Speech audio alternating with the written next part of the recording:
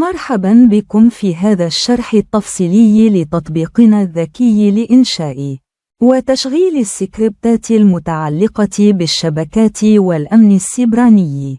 في هذا الدليل الصوتي سنستعرض كل ميزة من ميزات التطبيق وكيفية استخدامها لإنشاء وإدارة وتشغيل السكريبتات بكل سهولة وفعالية. في أعلى التطبيق ستجد مجموعة من الأزرار السريعة مثل فحص المنافذ، معلومات الشبكة، فحص الجدار الناري، التدقيق الأمني، مراقبة حركة المرور، واستكشاف الأعطال. كل زر من هذه الأزرار ينقلك فوراً إلى سير عمل محدد مسبقاً لهذا المهمة، مما يتيح لك بدء العمليات الشائعة دون الحاجة لكتابة أي أوامر أو ضبط الإعدادات يدوياً. بعد ذلك يمكنك اختيار نوع السكريبت من القائمة المنسدلة، سواء كان سكريبت بايثون أو باورشيل أو باش أو ويندوز CMD. كل لغة لها صياغتها الخاصة، ويختار التطبيق اللغة التي تناسبك ويضبط بناء الجملة والأوامر المستخدمة وفقاً لذلك. قسم المنصة يتيح لك تحديد نظام التشغيل الذي سيعمل عليه السكريبت، سواء كان ويندوز أو لينوكس أو ماكوس. هذا يضمن أن جميع الأوامر التي يولدها التطبيق متوافقة تماماً مع النظام الذي تستخدمه، ويتجنب أي أخطاء ناتجة عن اختلاف المسارات أو الصلاحيات أو أوامر الطرفية بين الأنظمة. خيار حالة الاستخدام يحدد الهدف من السكريبت، مثل اكتشاف الشبكة، فحص المنافذ، فحص بينج، معلومات النظام، أو اختبار الأمان. إعطاء هدف واضح يساعد الذكاء الاصطناعي على ضبط منطق السكريبت والطريقة الأمثل لتنفيذه بما يتوافق مع هدفك. إذا كان السكريبت يعتمد على أداة معروفة مثل Nmap، يمكنك تحديدها في قسم أدوات الأمان. هذا يتيح للذكاء الاصطناعي استخدام الأوامر الصحيحة والإعدادات المناسبة للأداة. وإذا لم تكن الأداة مثبتة على جهازك، سيظهر التطبيق رسالة توضح ذلك مع توجيهات لتحميلها وتثبيتها بسهولة. قسم نموذج الذكاء الاصطناعي يتيح لك اختيار طريقة استجابة الذكاء الاصطناعي. خيار التحليل السريع يوفر نتائج سريعة للمهام البسيطة والاختبارات السريعة، بينما خيار دان ريال AI يقدم سكريبتات دقيقة وعالية الجودة تناسب الاستخدام المهني. هذا الاختيار يسمح لك بالموازنة بين السرعة والدقة حسب احتياجاتك الحالية. ميزة تحميل الأداة تتيح لك تحديد أداة معينة والنقر على تحميل فتح. إذا كانت الأداة مثبتة مسبقاً، سيتم فتحها مباشرة، وإذا لم تكن مثبتة، سيرشدك التطبيق خطوة بخطوة لتحميلها وإعدادها على جهازك. قسم الموجه الشبكي أو الأمني هو المكان الذي تكتب فيه تعليماتك للذكاء الاصطناعي، مثل إنشاء سكريبت لاكتشاف الشبكة لنطاق معين من عناوين IP أو عرض المنافذ المفتوحة فقط. كلما كانت تعليماتك واضحة ومحددة، كلما كان السكريبت الناتج أدق وأكثر فعالية. بعد النقر على توليد السكريبت، سيعرض الذكاء الاصطناعي السكريبت الكامل مع الأوامر المناسبة لنظامك، جميعها بصياغة منظمة وسهلة القراءة. يمكنك التمرير خلال كامل السكريبت ومراجعة كل جزء قبل استخدامه. في أسفل التطبيق ستجد أزراراً مهمة. نسخ السكريبت لنسخ الكود مباشرة إلى الحافظة. حفظ السكريبت لتخزينه بصيغ مثل py ps1 أو .cmd. تشغيل السكريبت لتنفيذه مباشرة من التطبيق.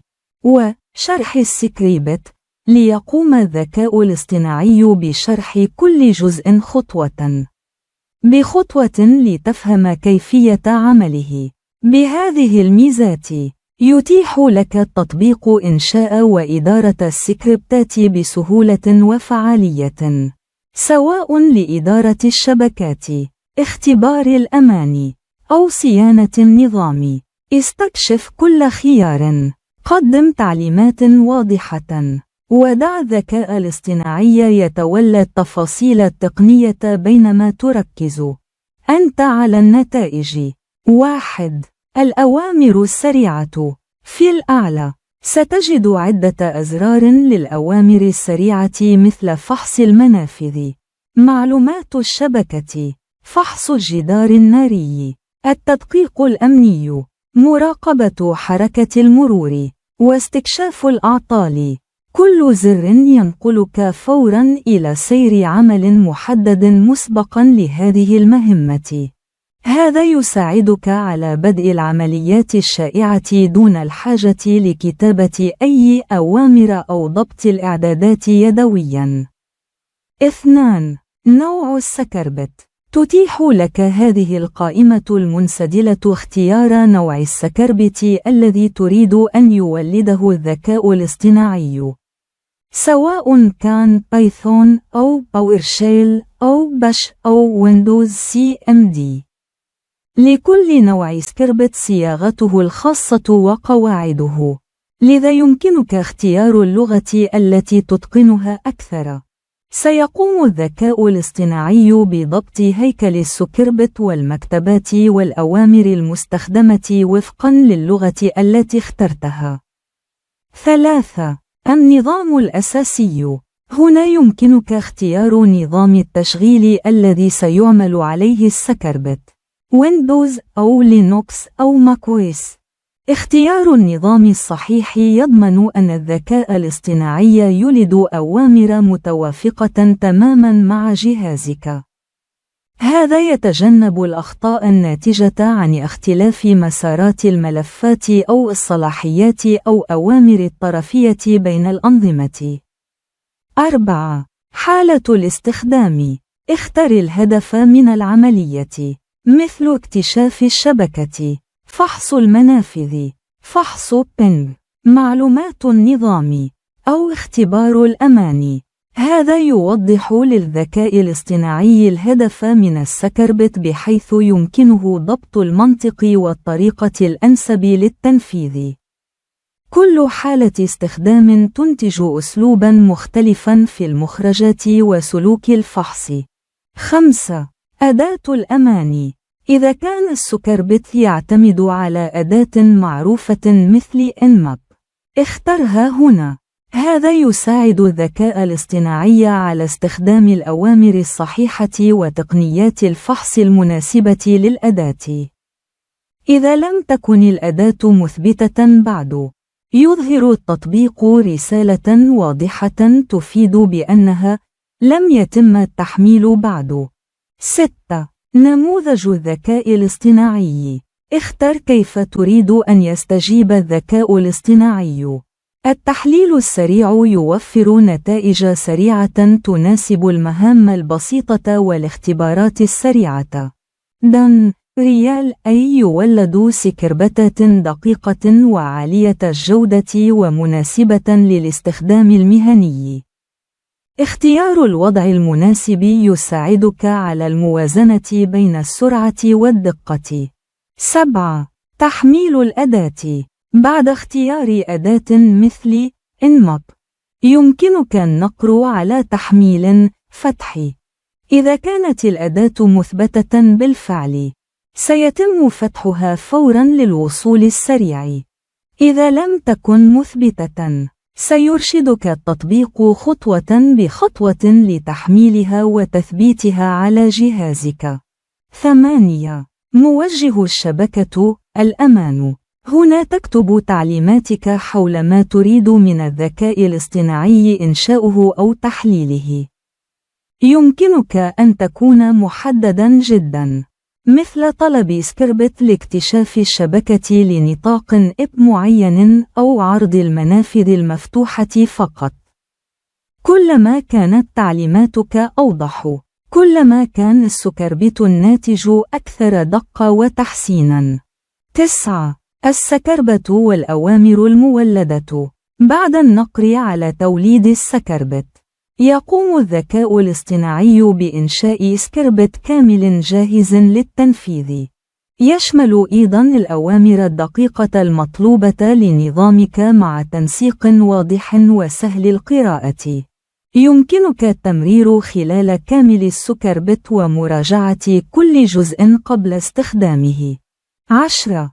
الأزرار السفلية. نسخ السكربت. لنسخ الكود الناتج مباشرة إلى الحافظة. حفظ السكربت. لتخزين السكربت بصيغ مثل PY أو PS1 أو .cmd. تشغيل السكربت. لتنفيذ السكربت مباشرة من التطبيق. شرح السكربت. يجعل الذكاء الاصطناعي يشرح كل خطوة من السكربت لتفهم كيفية عمله.